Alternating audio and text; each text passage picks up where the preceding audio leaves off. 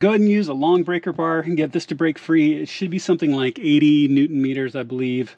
But it's fairly firm, and you've got to hang on to the steering wheel and break it free at the same time. Okay, so really what I ended up doing was aligning the breaker bar, holding it, making sure it was straight, holding it, bracing it with my hand, which is off camera. I get it, my left hand's off camera. And then holding the steering wheel and bracing it with my legs, and then and it didn't take a lot. It was just kind of like pop, and then it broke free.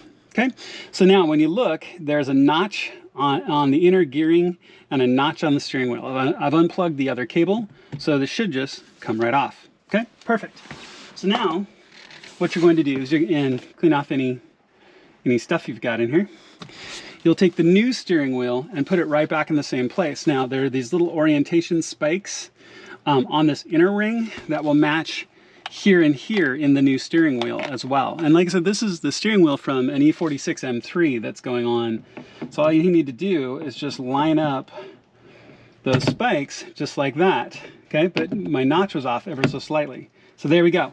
So now when I look at this, my notch in the steering column and my notch on the steering wheel are exactly matched up. Really simple. And it matches these little spikes on that orientation collar in the back.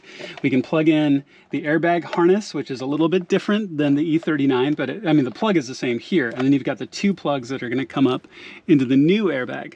Now, in this case, there's a million varieties that we could do on this, right? Of what steering wheel from what and where and what you're putting on. And obviously we're putting on an E46 steering wheel, which is similar. And but what plugs go where are going to be individual for you and what you're putting back on. Now in this case, obviously I've got an E46 airbag and it's going to put this on.